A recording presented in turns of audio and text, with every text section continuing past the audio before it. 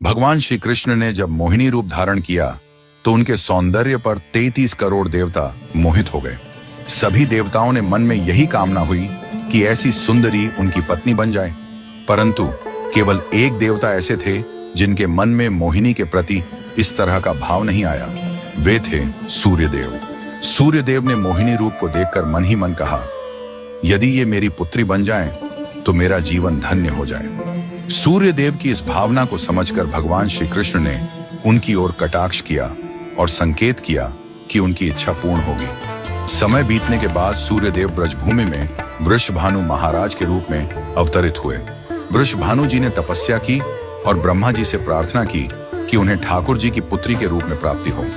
ब्रह्मा जी ने उनकी प्रार्थना को श्री हरि तक पहुंचाया। ठाकुर जी ने विचार किया कि वे नंद यशोदा और देवकी वासुदेव के यहाँ पुत्र के रूप में जन्म लेने वाले हैं, लेकिन प्रेम की स्थापना के लिए एक विशेष अवतार लेना होगा। ठाकुर जी ने अपने रूप को दर्पण में देखा और उस दर्पण में उन्हें ऐसा रूप दिखाई दिया जो स्वयं ठाकुर जी को भी मोहित कर गया। यह रूप ठाकुर जी का ही स्त्री रूप था। उन्होंने इस रूप को स्थिर किया और लक्ष्मी जी के वस्त्रों, आभूषणों और श्रृंगार सामग्री का उपयोग करके इस दिव्य स्वरूप को सजाया।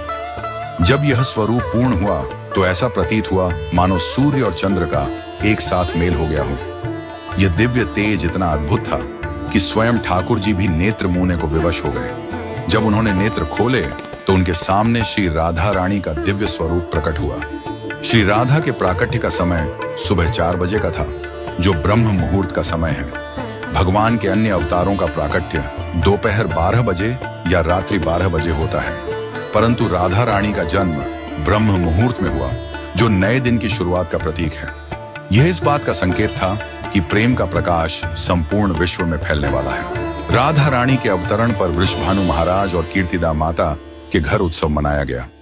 सभी गोप गोपियां ब्रजवासी आनंद में झूम उठे, लेकिन एक अद्भुत घटना ने सबको चकित कर दिया। राधा रानी अपनी आंखें नहीं खोल रही थीं। वृषभानु महाराज और माता कीर्तिदा इस बात को लेकर चिंतित हो गए। कई साधु संत और विद्वान उनके दर्शन करने आए, लेकिन किसी के भी प्रयास से राधा रानी ने अपनी आंखें नहीं खोली। तभी देवताओं के आग्रह पर नारद मुनि वहां आए। उन्होंने राधा रानी के पास बैठकर उनकी स्तुति की। नारद मुनि ने जैसे ही स्तुति गाई, राधा रानी ने पहली बार अपनी दिव्य नेत्रों से नारद मुनि की ओर देखा। उस समय राधा रानी का स्वरूप ऐसा था मानो मृग नयनी सुंदर बालिका अपने पालने से झांक रही हो। यह दृश्य देखकर नारद जी आनंद से झूम उठे। उन्होंने अपनी वीणा और करताल बजाकर कीर्तन प्रारंभ कर दिया और गाने लगे, जय राधे जय वृंदावन वासिनी।